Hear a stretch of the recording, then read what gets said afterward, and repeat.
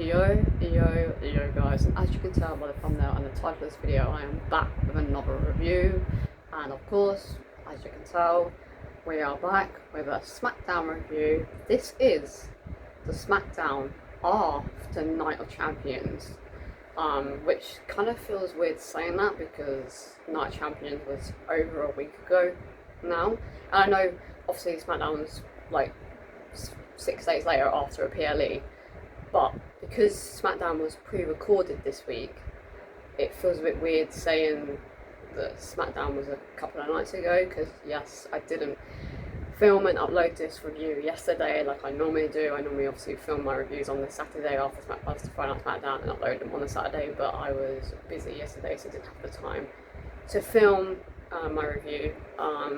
But yeah, no, so it just feels, this one just feels weird because one, I'm filming it 2 days later instead of a day later, and for two, Smackdown was technically Monday, so technically it was almost a week ago now, Smackdown. So yeah, this kind of review kind of feels weird, but I couldn't not do a review because I was planning on not doing one, because I'm not gonna lie to you, Smackdown a couple of nights ago wasn't the greatest, but I felt like it'd be weird because this technically was the Smackdown after Night of Champions. So I felt like I kind of needed to do one. If I've done a Raw one, can't not do a Smackdown one if I've done a Raw one. But from now on, I am going to start doing Raw and Smackdown reviews when I feel like they're needed, because obviously I have been doing them for a while now. I've missed like one Smackdown, I think it is, because the audio messed up, but I haven't missed a Raw and Smackdown like review in quite a while. But sometimes I don't feel like they're really worth doing reviews. I'll always do a Smackdown and Raw review. No, actually, let's do it the other way around. I'll always do a Raw and Smackdown review the week of a PLE, and I'll always do a Raw and Smackdown review the week after the PLE, because they're the like important ones, because they're the Smackdown and Raws before a PLE, and then the Smackdown and Raws after a PLE, or Raw and Smackdowns after a PLE. So I feel like I need to do reviews for those ones, but like a couple of weeks before a PLE, I might not do like a Raw or Smackdown review from now on. I don't know, it depends on the show really. Because yeah, that's literally all I wrote for Smackdown this week. But it also is a little bit of a pain now. Well, not a pain, but I'm not going to be able to write as much Smackdown anymore, because Smackdown has officially moved to 2 hours. So from now on, Smackdown will no longer be 3 hours long. It will now be 2 hours long. Well, it will now not be 2.5 hours long. It will now be an hour and a half. Because technically half an hour of episodes are adverts. So it's, yeah, technically an hour and a half now instead of 2.5 hours, which is quite a difference, because that means a lot of the Smackdown talent aren't going to be able to perform on Smackdown as much as they were before Smackdown was 2 hours. But hopefully now that Smackdown is 2 hours, they will not have to drag it out so much, and we'll be able to fit more into one episode. That might mean that segments might be shorter, matches might be a little bit shorter, but the more the better. So I'm hoping that it isn't as bad as the Smackdown that's just happened. But I have given this week's Smackdown, it's probably going to surprise a lot of people because it wasn't the greatest, but I've given it a 4 out of 5 because I personally enjoyed it more than Raw. I couldn't give Smackdown this week the same rating as Raw when I like enjoyed Smackdown a lot more. I don't know, I just felt like the matches and just segment wise I enjoyed Smackdown more than I did Raw, even though I knew half of the shit that was happening on Smackdown because of it being re-recorded and people giving spoilers. I just personally really enjoyed Smackdown. Well, not really enjoyed Smackdown, but I enjoyed it more than Raw. That's what I'm getting at. So I have given it a 4. But I am hoping that this week's Smackdown next week's Smackdown is better than this one, because this one just felt very rushed, and I think because it was a pre-recorded that it was very rushed because they did it on the same night as a Raw episode, and I think it was just like let's just do tag team matches, because that's literally all SmackDown was, and then let's quickly do these segments, and that was kind of it. But I still wanted to do a review because it is technically the SmackDown After Night Champions. So yeah, let's kick on with the SmackDown review. The SmackDown started with Jacob attacking the Bloodline, because obviously we had the debut of Tala Tonga, and we had the return of Tonga Loa from injury to help Solo Sikoa become the United States champion. So Jacob wasn't very happy about that, so he attacked the Bloodline before SmackDown officially started. Yeah, we just got a lot of all gas no breaks, yeah, I mean, let's keep it 100. That's literally all Jacob was just chanting and shouting was his catchphrases, which I just found it hilarious. But yeah, no, a very good start to SmackDown. I quite enjoyed it, wasn't expecting it, because that's something I didn't see on spoilers. And no, I didn't check Twitter, because I don't go on Twitter. It was TikTok that spoiled it for me. And Instagram, because someone on Instagram just decided to post the whole event, and I was just like, okay, great, thanks. I really wanted to know. So it's quite annoying, but yeah, so a very good start to SmackDown. I really enjoyed it, wasn't expecting it. And then we kicked off officially SmackDown with Cody Rhodes making his entrance as the new King of the Ring. And was interrupted by Randy Orton, because Randy Orton came out to tell him that he needs to kick John Cena's ass, and he was proud of him for not hesitating to win. Pretty much he cheated to win in a way, and Randy Orton was proud of him that he didn't hesitate to do so, because Randy Orton did, and that's why it cost him the match. So he said that he was proud of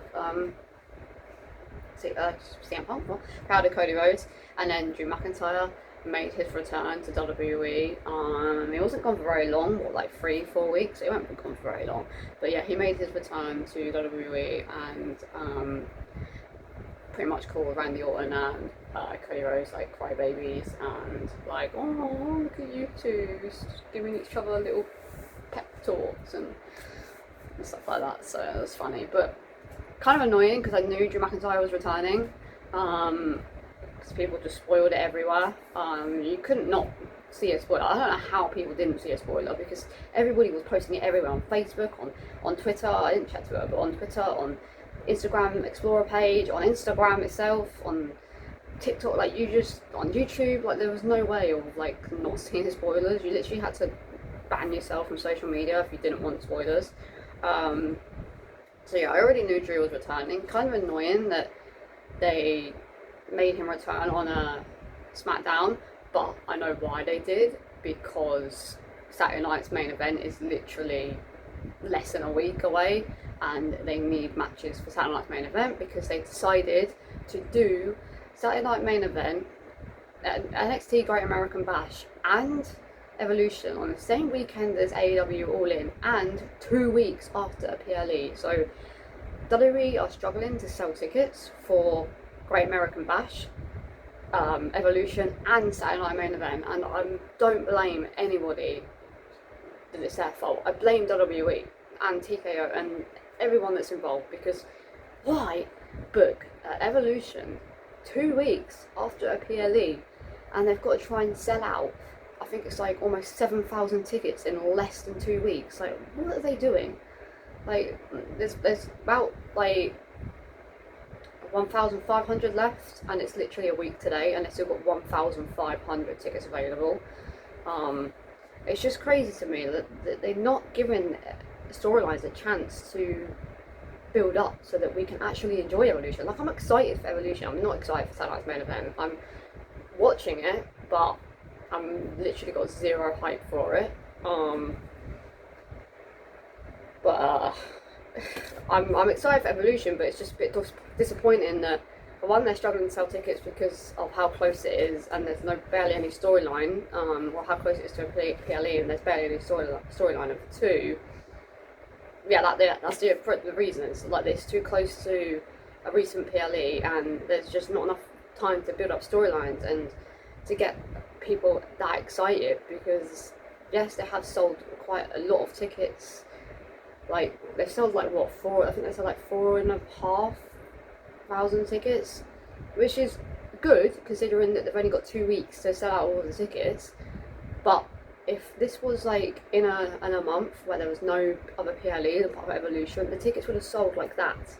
But because it's on the same weekend as AEW's All In pay-per-view, which is their WrestleMania, the same as NXT Great American Bash where Blake Monroe is making her debut, and the same weekend as Saturday Night Main Event, they're struggling because of all that, and just not any time to build storylines, so it's annoying. So yeah, I think they're just trying to like make up stories for Saturday Night Main Event, which they're now doing. Obviously they're doing now Randy Orton versus Drew McIntyre, which was announced on Smackdown a couple of nights ago, but with like what, a week storyline, like a week, 1 week of a storyline that makes no sense. Why is Drew returned to attack Randy Orton to have a 1 week rivalry with Randy Orton for Saturday Night Main Event? Like, there's no excitement there because like there's no build up whatsoever, nothing.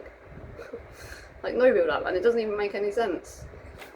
So it's just, I don't know why WWE are deciding to do PLE so close to one another. Like I get why they're doing it, because TKO are like struggling for money because of something. I can't remember why the whole reasoning is, but that's why they're doing it. But at the same time, just because TKO is struggling to make money, making PLE so close to one another isn't going to help, because they are struggling to sell out Raws and Smackdowns and all PLEs because everything's so close together. So it's their own fault if they don't sell out. And I think they will sell out on Evolution. I think Evolution, if they book Monday Night Raw right tomorrow with Evolution matches that could happen on Evolution, matches that are happening, on Evolution, and they book it all right and they make it very interesting, and prices come down, I feel like Evolution will sell out. But Saturday Night's Main Event, no. I feel like Saturday Night's Main Event is going to have at least like 500 tickets available, possibly even 500 to 800 tickets available by Saturday. But I feel like Evolution will probably have about 300 to 500, which is still quite a lot of tickets left, but I feel like they will be closer to selling out than Saturday Night's Main Event will. But I don't know, I guess we'll have to wait and see. But yeah, Drew wanted Cody, but got RKO'd by Randy Orton instead, and like I've already said, set up their match at Saturday Night's Main Event with a 1 week storyline, and we're getting Randy Orton versus Drew McIntyre at Saturday Night's Main Event. And then we had a match between the Secret Harvest, Alexa Bliss and Charlotte Flair versus Michin and B-Fab in a triple threat, and the winners go on to Evolution to be in the Fatal 4-Way for the Women's Tag Team Championships, who are currently being held by Roxanne Perez and Raquel Rodriguez. And of course, Alexa Bliss and Charlotte Flair picked up the victory in this triple threat. Women's Tag Team match, very, very obvious that them two were going to win. I already knew that they were winning anyway. Even if I didn't know they were going to win, I feel like this match was really obvious anyway, so I didn't really pay too much attention to it, but what I saw of it, it was very quick and there wasn't much going on. So yeah, I didn't give this match that high of a rating. I think I gave it a 2 out of 5. But no, I'm really excited for what Alexa Bliss and Charlotte Flair are going to do as a tag team. Like, I'm actually really looking forward to it. It also does help the tag team division when it comes to the women's side of things, because we do have quite a few women's tag teams, but it's just they're not getting used enough, and it's just constantly the same tag team on screen all the time, which is Judgment Day. Like, there's no other tag team that could dethrone Roxanne and Raquel, because there's no other really big build-up for the women's tag team division. But they could literally defend them on NXT. There's loads of NXT women's tag teams that are doing really well. But the ones I can name, not NXT wise, because apart from Zolruka and Zahara, I can't remember how to pronounce her name, but those, there's other teams as well on NXT, but I can't even figure out their names. So let's just go from Raw. So they could do Asuka and Kairi Sane. They could make them the Kabuki Warriors again. We have B-Fab and Michin. We have Alexa Bliss and Charlotte Flair now. We have the Secret Harvest We have, I swear there's another team. I can't think of who it is, but I swear, I mean, we have Roxanne and Raquel, I guess. I think that's the team I was thinking of, actually. 5. And then there's the Zolruka and Zahara. I don't know how to pronounce the name. There's 6 at least. So there is enough women's tag teams to build up a sort of storyline with these tag teams, but they just don't. It's just weird, but I'm hoping Alexa Bliss and Charlotte Flair pick up the victory at Evolution, because the majority of people are so down for this tag team, and so am I. Like, I'm loving their chemistry so much, so I'm hoping they become the new WWE Women's Tag Team Champions and actually are booked right, so we get matches on both Raw, Smackdown and NXT, and we just get banging women's tag team matches. That is what I'm hoping for, but I guess we'll have to wait and see. I literally haven't written much. This video is not going to be very long. We had an in-ring segment with Tiffany Stratton and Jade Cargill, because obviously Tiffany came out to tell us who her opponent was going to be for Evolution next Sunday. But Jade Cargill came out, of course, because she is the queen of the ring, and she said, no matter who is the champion after Evolution, you're mine, and I'm taking that title away from you at SummerSlam, whether it's you or whether it's your opponent at Evolution. And then Tiffany said, I'm glad you're out here because I have a surprise for you and the audience. And that's when Trish Stratus's music hit, and she will be going one-on-one with Tiffany Stratton at Evolution. I know a lot of people are not very happy about this because they just seem to bring back they seem to bring back Trish and not any other WWE legend. Like, no offense to Trish, I get that Tiffany Stratton versus Trish Stratus is a dream match for a lot of people, but if they had the proper storyline to have this match, I would be enjoying it a lot more and I'll be a little more excited for it. But the fact that we've got 1 week storyline with Tiffany and Trish, it's just kind of a bit boring for me and there's no excitement there. I feel like Nikki Bella would have been the better option to go against Tiffany Stratton for the women's championship, because I feel like Nikki being the one to go against Tiffany would have sold a lot more tickets instead of Trish. And I also feel that Nikki made a little bit more sense because she was originally on Raw supposed to have a match with Liv Morgan, but obviously because of injury she can't now. So I was hoping that Nikki was going to be the one to answer the call, so that Nikki gets to have a match at Evolution, because I don't know if she is now. I think she's hosting it, which is kind of gutting for her. But yeah, and I knew that Trish Stratus answered the call because it was spoiled for me. So the 2 returns I knew about, so yeah, that was spoiled. But I'm kind of hyped for Tiffany versus Trish for the WWE Women's Championship, but not really, because we've literally got a 1 week storyline. It's just rubbish. I feel so bad for the women's roster because they've got such a week's build up to Evolution, which is the first one in 6 years, and they've just gotten hardly any time to really like breathe it in because it's happening so quickly and they've not given it time to build storylines. Like, they could have done it in September because there's no PLEs in September at this current moment, so they could have done it in September. Like, that could have been the September PLE Evolution, and they could have had a 4 month storyline build up Evolution for September. But no, they've done it 2 weeks after Night of Champions, and literally the day after two big PLE, well, not big PLEs actually, 1 big PLE in AEW. That's literally AEW's WrestleMania. It's just, I don't know, it's really stupid, really stupid on WWE's behalf, but oh well. And then after that segment, Jade Cargill and Trish Stratus spoke backstage, and Jay said to Tiff, no, Trish, I heard you've got a championship match at Evolution. She went, yes, I have. I walked away, and then Naomi from behind hit Jade Cargill with the briefcase, and apparently it's happening, not apparently it's happening at Evolution, sorry, apparently it's a no holds barred the match between Jade Cargill and Naomi, but they haven't announced it on their Instagram post that it is a no holds barred, but apparently it is, but I'm not sure how true that is. But I feel like I'm excited for this match between Naomi and Jade Cargill because it's been a long time coming. But I am hoping that there is a stipulation, because I feel like it needs a stipulation. And the other reason is that Naomi and Jade Cargill can't afford to lose, so it needs to be a stipulation so then that Bianca can get involved and make it a triple threat down the line.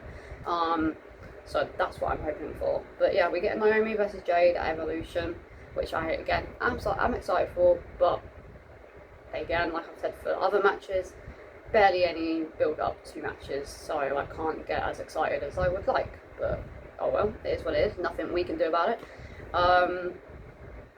And then we had a backstage segment with Damian Priest and Aleister Black, because Aleister is going one-on-one with R-Truth next Friday. I can definitely see them setting up Damian Priest versus Aleister Black for Saturday night's main event. Now, I can't see it happening at SummerSlam now. I mean, they could have a long-term storyline and some sort of stipulation at SummerSlam, but depending on what matches are made official for Raw, on Raw, for Saturday night's main event, then I can see Aleister Black and Damian Priest having a match at Saturday night's main event. Because we've got 3 matches for Saturday night's main event. We've got Shitberg versus Goldberg, we've got LA Knight versus Seth Rollins, and then we've got Randy Orton versus Drew McIntyre. So we've got 2 Raw matches, 1 Smackdown match. So we need another Smackdown match, and I can't think of any other match than Damian Priest versus Aleister Black at Saturday night's main event. So I don't know. I think that's what's going to happen. But I guess we'll have to wait and see. And then we had the main event of the evening, which was between Jacob Fatu and Jimmy Uso versus Jason Mateo and Solo Sikoa. A pretty decent main event. I wouldn't say it was great, but it was decent. Jacob surprisingly picked up the victory by pinning Solo Sikoa, which was quite a surprise, because Solo is literally only just won the United States Championship, and he has already been pinned by the former United States Champion in Jacob Fatu.